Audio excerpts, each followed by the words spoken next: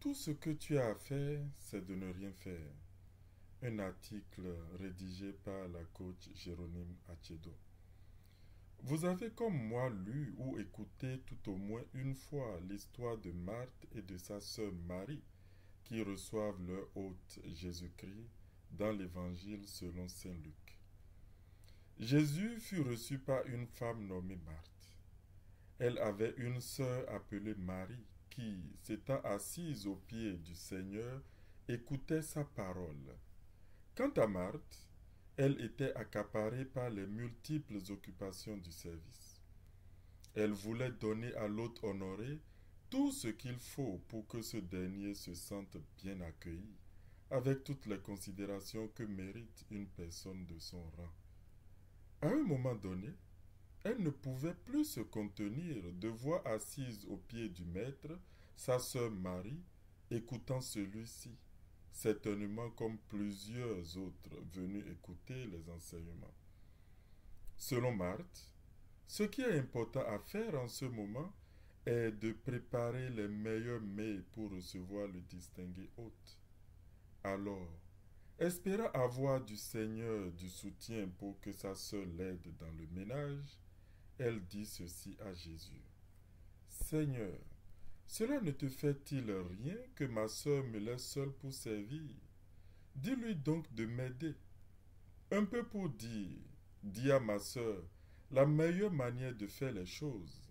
Fais-lui comprendre que recevoir l'hôte est plus important que s'asseoir pour écouter des enseignements du maître, ce qui peut attendre pour plus tard. Mais c'est plutôt la réaction de Jésus-Christ qui est très intéressante.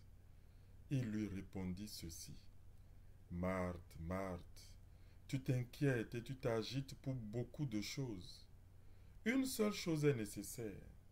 Marie a choisi la bonne part, qui ne lui sera point ôtée. N'est-ce pas plutôt décourageant pour notre amie Marthe d'écouter une telle réponse à sa doléance? Elle qui pensait faire la seule chose très importante en ce moment en s'occupant de l'hôte. Et voilà ce que dit le même hôte. Non, Marthe n'avait pas à se sentir frustrée puisque le Seigneur lui a dit la vérité.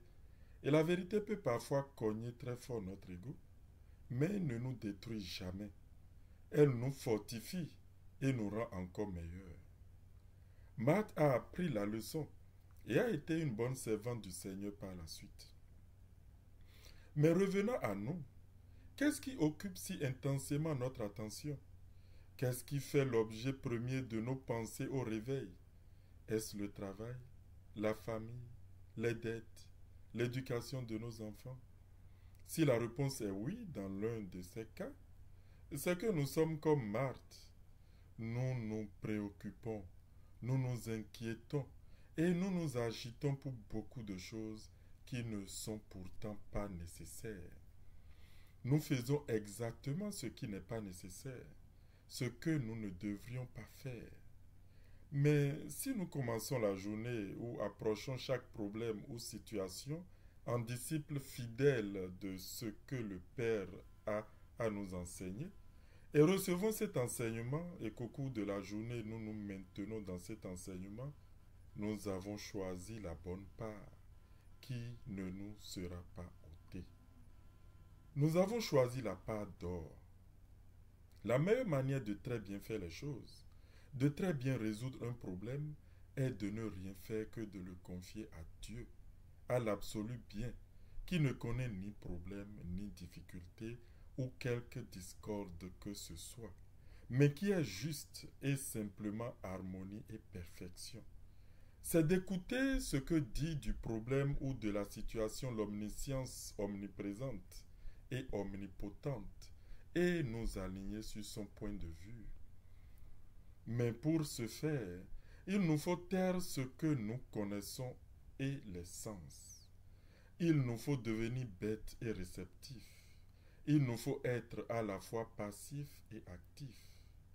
Nous devons devenir bêtes quant à nos connaissances personnelles limitées et limitatives, et réceptifs à la voix de Dieu, de l'omniscience.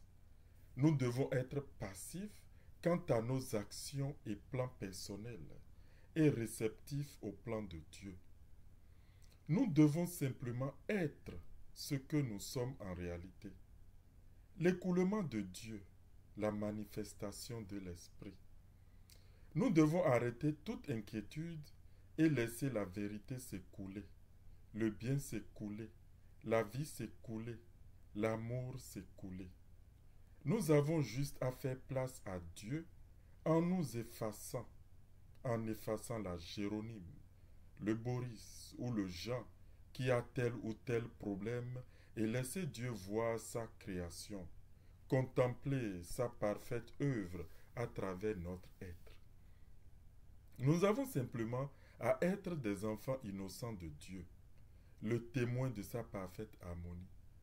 Lorsque le petit enfant qui n'a aucune conscience de responsabilité, autre que celle d'aller voir sa maman ou son papa, pour toute préoccupation, a un problème, il va simplement voir cette dernière ou ce dernier. Il ne se demande pas s'il ou elle pourra ou non lui trouver solution. Il sait juste que solution sera trouvée. Il ne se demande pas comment ni par quel moyen. Il se contente juste de savoir qu'une solution lui sera trouvée et ce problème qui semble être sien ne sera plus. Et en général, lorsque le parent est responsable, il aide cet enfant au mieux dans la mesure de ses possibilités. Alors, pourquoi devrons-nous douter de ce que peut faire pour nous celui qui possède tout et qui est tout pouvoir, celui en qui sont toutes choses et à qui appartiennent toutes les choses? Faire le contraire, c'est prendre de fausses responsabilités. C'est ne pas connaître l'immensité de notre droit divin. C'est déserter notre place de fils et de filles aimés de celui qui possède tout ce qui existe.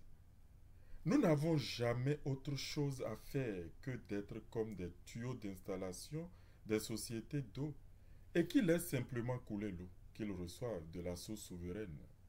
Ils n'ont pas d'effort à faire pour que s'écoule l'eau.